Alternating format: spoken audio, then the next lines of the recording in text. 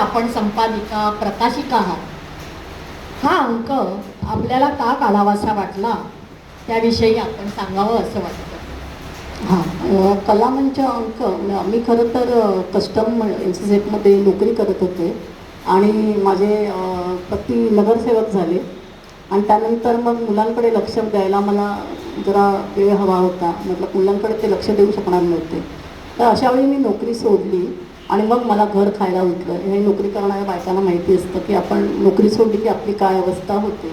आणि अशावेळी आमच्या घरी श्री उपाध्ये काका आलेले होते आणि त्यांनी मला सुचवलं की तू असं घाबरून जाऊ नकोस, वेळ जात नाही, हे करत नाही, तर तू मी आरती मासिक खानोलकरांच्या स्मरणार्थ सावंतवाडीहून काढतो, तर मुंबईतून तू त्यांच्या स्मरणार्थ दिवाळी अंक किंवा अर्धवार्षिक अंक सुरू कर.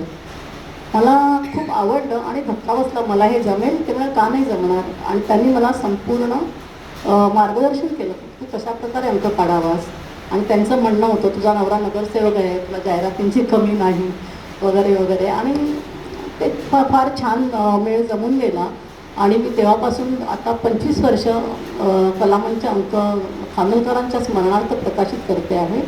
आणि खानोलकरांबरोबरच सर्व दिवंगत साहित्यिकांवर मी स्मरणलेख त्या अंकामध्ये प्रकाशित करते.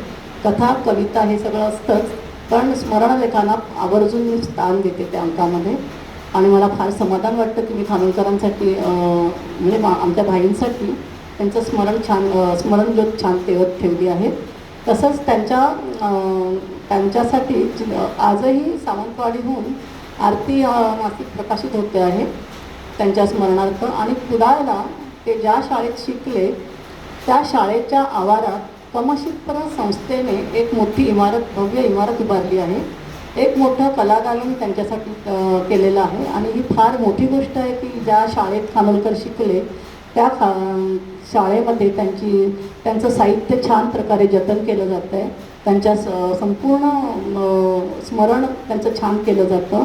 आणि तिकडे एक मोठं थिएटर त्यांनी केलं आहे आणि फार चांगल्या प्रकारे त्यांचं कोकणामध्ये स्मरण केलं जातं आहे.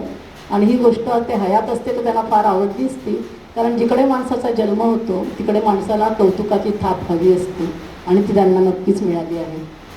खरंच हे मला माहिती नव्हतं, पण आम्ही जेव्हा कुडाळला जाऊ तेव्हा नक्की जाऊ. हो हो, शाळेमध्ये कुडाळला नेहमी जातो. हो, शाळेच्या आवारात ती बिल्डिंग आहे. की जातो. खानोलकर आणि वसंत प्रभू यांचं संगीत दिग्दर्शक म्हणजे दोघांची कलादालनं तिकडे भव्य कलादालनं उभारलेली आहे. नक्की बघा. हो हो, तुम्ही पण गेलात तर हो नक्की भेट द्या. नक्की भेट द्या, फार छान आहे. आता आपण आरती प्रभूंचं एक आवडतं सगळ्यांचं गाणं ऐकू.